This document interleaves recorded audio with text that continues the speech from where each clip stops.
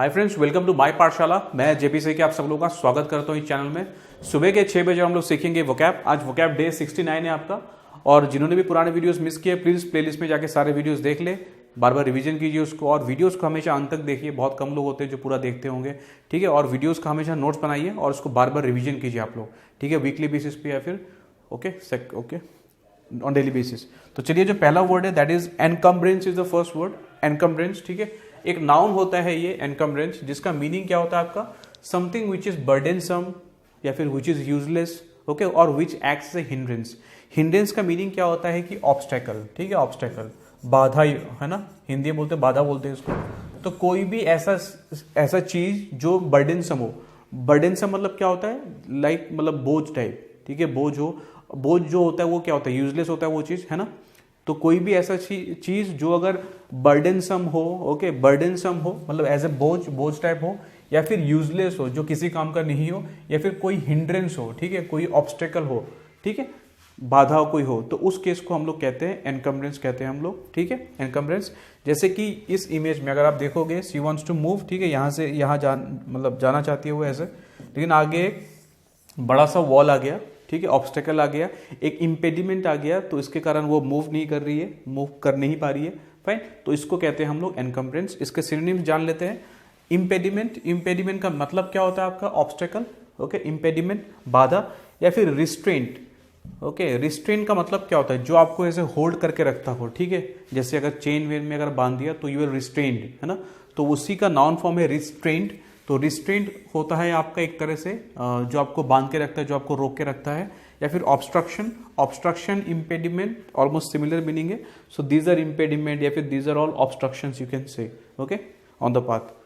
तो एंटीनिम्स क्या हो जाएंगे, अगर ये सब अगर आपके बर्डनसम है, कोई यूजलेस है, कोई हिंड्रेंस अगर है, तो उसका ऑपोजिट क्या हो जाएगा, सपोर्ट करना, ठीक है, सपोर्ट करना या फिर एड करना। एड मतलब आपको हेल्प करना, मदद देना, आपको मदद पहुंचाना आपको।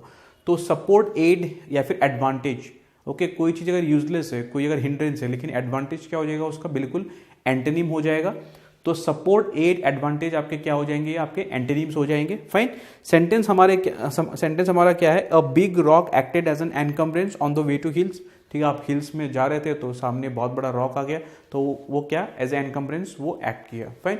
एनकम्ब्रेंस, ओके, रिवाइज कर लेते हैं, something which is burdensome, useless और acts as a hindrance. Impediment, restraint, obstruction, obstacle, ये सारे क्या हो जाएंगे, इसके सिनोनिम हो जाएंगे। एंटीनिम्स क्या हो जाएंगे, support, aid, advantage, and this is the sentence, fine. तो चलिए नेक्स्ट वर्ड को डिस्कस कर लेते हैं। नेक्स्ट वर्ड हमारे पास क्या है कि ऑनवी, ठीक है, इसको प्रोनाउंसिएशन करने का तरीका कि ऑन, ओके, एक तरह से ऑन वी, ठीक है, इसका प्रोनाउंसिएशन ऐसे होता है ऑन वी, ओके। आप प्रोनाउंसिएशन देखोगे तो ennui, fine. Ennui एक नाउन है। इसका मीनिंग क्या है आपका कि dissatisfaction arising from lack of occupation, ठीक है। काफी लोग ऐसा होता है कि मतलब कुछ भी उनको करने के लिए कुछ भी नहीं रहता, इसलिए वो बोर हो जाते हैं ना, है ना। लाइफ में आपने देखा होगा, अगर आपकी जॉब वगैरह लग नहीं रही है तो आप पढ़ते पढ़ते आप बोर हो जाते हो कभी कभार, तो उसको कहते हैं, यू कैन से, कि आपके पास कोई ऑक्यूपेशन नहीं है। या फिर कुछ लोग ऐसे मतलब कुछ लोग काम भी करना नहीं चाहते, है ना, काम है तब भी नहीं कर रहे, lack of occupation. Lack of occupation मतलब सिर्फ जॉब की बात नहीं कर रहा, that means they are not occupied, ठीक है, उनके काम जो है उन लोग कर नहीं रहे, है ना। तो उस सेंस में इसका मीनिंग है कि dissatisfaction from lack of occupation और एनी वर्क, तो ऐसा होता है। तो जैसे कि आप देखो इस, जस्ट सी द फेस, ठीक है, काफी बोर हो गए ये पर्सन। तो लाइफ से अगर जब बोर हो जाते हो कि काम धाम नहीं है, तो उसको कहते हैं हम लोग ऑन वी कहते हैं, उस स्टेट को कहते हैं, यू कैन से इट्स अ नाउन। तो सिनोनिम्स क्या हो जाएंगे, एक तो हो गया आपका बोर्डम, ठीक है, that is like boredom, you can से, या फिर लिस्टलेसनेस, ये भी एक अच्छा वर्ड है, लिस्टलेसनेस, या फिर लैंगर, ठीक है, Langer is also very good word. या फिर आपका लेथर्जी, है ना, मतलब आप जब आप डिससेटिस्फाई हो तो आपका स्टेट क्या कैसा हो जाएगा, ये हो जाएगा। या फिर लैसिट्यूड, तो ये सारे क्या हो जाएंगे, इसके सिनोनिम्स हो जाएंगे, ओके। तो बोर्डम, लिस्टलेसनेस, लैंगर, लेथर्जी या फिर लैसिट्यूड, ये सारे इसके सिनोनिम्स हो जाएंगे। एंटीनिम्स क्या हो जाएंगे इसके, अगर आप बोर हो रहे हो तो इसका ऑपोजिट क्या होता है नाउन फॉर्म में, एक्साइटमेंट, यू कैन से, एक्साइटमेंट हो, या फिर लिवलीनेस, लाइफ में लिवलीनेस, या फिर विगर, ओके, एंथुसियाज्म, ये सब भी हो जाएगा इसका एंटीनिम्स, फाइन। तो एक्साइटमेंट, लिवलीनेस या फिर vigour, enthusiasm, these are the word antonyms of ennui. तो यूसेज क्या हो जाएगा, he was in state of ennui after his retirement, after retirement उनको कुछ काम नहीं मिला तो वो काफी बोर हो गया अपने लाइफ से, फाइन। चलिए जो नेक्स्ट वर्ड है उसको डिस्कस कर लेते हैं।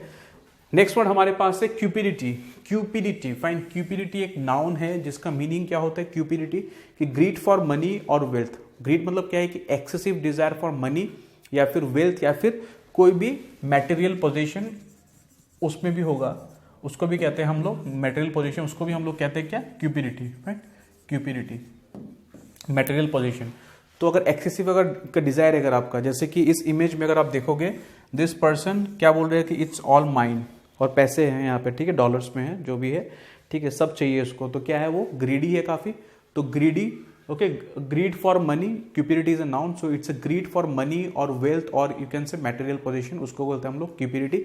सिनोनिम्स क्या हो जाएंगे आपका, रैपिसिटी। रैपिसिटी एक वर्ड है जिसका एडजेक्टिव क्या होता है आपका, रैपिसियस। रैपिसियस का मीनिंग होता है आपका ग्रीडी।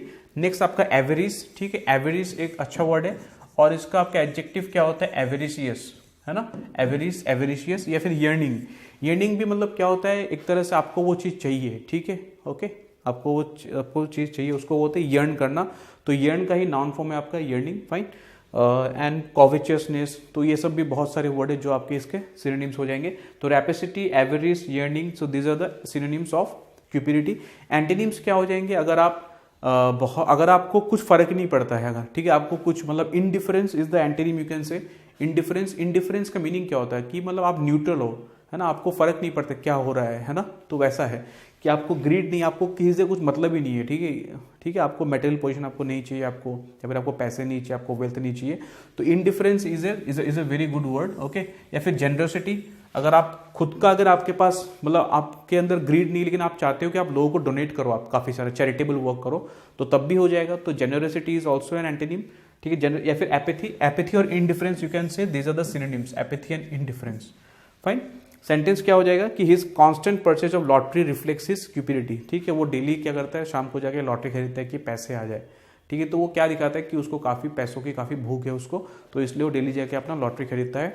तो सेंटेंस हो गया क्यूपिडिटी, ग्रीड फॉर मनी और वेल्थ और material position, rapacity, avarice, yearning, okay. Antonyms क्या हो जाएंगे, इनडिफरेंस, जेनरसिटी या फिर apathy, and this is the sentence if you can see. Next daft. Deft word को मैंने इसलिए यूज किया है क्योंकि इसके कॉरेस्पॉन्डिंग एक और वर्ड आता है आपका डेफ्ट करके, ठीक है, डेफ्ट। डेफ्ट का मीनिंग होता है आपका स्किलफुल, स्किलफुल। तो ये कंफ्यूजिंग पेयर ऑफ वर्ड्स में भी आप इंक्लूड कर सकते हो। डेफ्ट, देखिए ई और ए चेंज कर दिया तो मीनिंग ही पूरा बदल गया, एक तरह से आप कह सकते हो पूरा ही ऑपोजिट मीनिंग हो गया। डेफ्ट का मतलब क्या होता है, डेफ्ट का मतलब कि सेंसलेस, स्टूपिड और फुलिश, ओके, जिसको मतलब स्टूपिड है। जैसे कि इस इमेज में अगर आप देखोगे this person is sitting over here and, ठीक है, खुद ही वो काट रहा है, ठीक है, पेड़ को, उसको तो गिर जाएगा वो। सो this is what is a foolish work, foolish, ठीक है, इंसिडेंट, या फिर सेंसलेस, स्टूपिड है, या फिर वो खुद एक फुल है, ओके, गधा है वो, तो वही है। तो डेफ्ट, लेकिन is a deft it's a very good word, उसका मीनिंग होता है आपका स्किलफुल, ठीक है। नेक्स्ट सिनोनिम्स क्या हो जाएंगे इसके, एब्सर्ड, है ना, एब्सर्ड हो गए, एसिनाइन या फिर डॉल्टिश। डॉल्टिश को मार्क कर लीजिए, पूछते नहीं है लेकिन आ सकता है आपके एग्जामिनेशन में, डॉल्टिश, जो आपको फ्रीक्वेंट कन्वर्सेशन में आपको कम मिलता हो। डॉल्टिस, एसिनाइन, ये भी अच्छा वर्ड है, एसिनाइन, ठीक है। Absurd, doltish, asinine are the synonyms. Antonyms क्या हो जाएंगे, स्मार्ट। ये स्मार्ट आपको हम लोग देखने में जो बोलते हैं वो वाला स्मार्ट नहीं, जो बुद्धिमान होते हैं उसको बोल रहे हैं हम लोग। स्मार्ट, ब्राइट, इंटेलिजेंट, ब्रेनी, ठीक है, क्लेवर, तो ये सारे क्या हो जाएंगे इसके एंटीनिम्स हो जाएंगे। तो स्मार्ट, ब्राइट, ब्रेनी, इंटेलिजेंट, तो these are the antonyms of the word deft, okay. So what a daft answer, मतलब ठीक है, you can say what a daft मतलब क्या, कितना फुलिश आंसर था, ठीक है, कितना फुलिश, कितना एब्सर्ड आंसर था, ओके। सो मीनिंग क्या हो गया, सेंसलेस, स्टूपिड और फुलिश डाफ्ट का।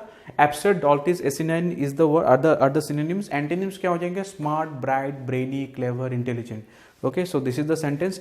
नेक्स्ट जो लास्ट वर्ड है हमारे पास, द लास्ट वर्ड हमारे पास क्या है आपका, declaim. Declaim is a verb, okay, and इसका जो आपका जो वेट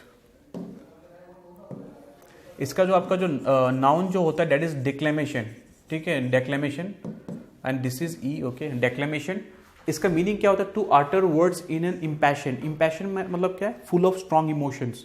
इम्पैशन वर्ड आप थोड़ा सा माइंड कर लीजिए, ठीक है। इम्पैशन मतलब पैशन का आपका उल्टा नहीं है। इम्पैशन का मीनिंग क्या है आपका, कि पूरा full of passions, full of strong emotions, उसको कहते हैं हम लोग इम्पैशन।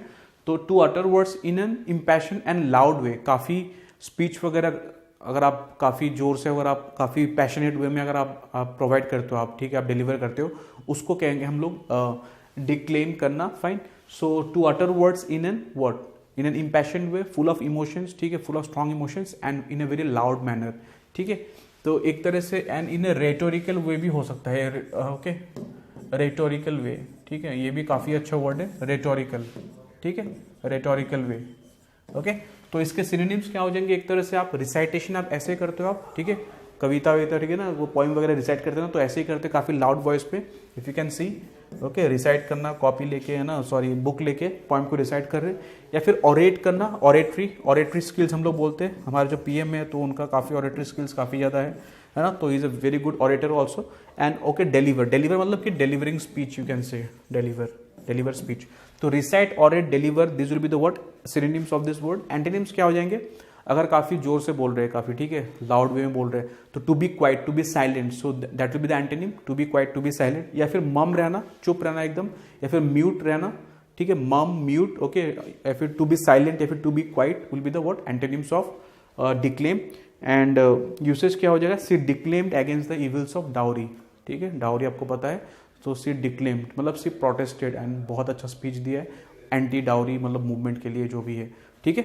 तो डिक्लेम करना, to utter words in an impassion and loud way, and these are the synonyms, recite, orate, deliver. Antonyms क्या हो जाएंगे, टू बी क्वाइट, मम, या फिर आपका म्यूट रहना, and this is the sentence. तो ठीक है, तो गाइज आज के लेक्चर हम लोग यहीं पे खत्म करेंगे। Do like the video and share the video among your friends, ठीक है, और वीडियोस का हमेशा पूरा देखिए उसको लिखिए नोट्स को, फिर आप उसको रिवाइज कीजिए बार बार, ठीक है। Thank you.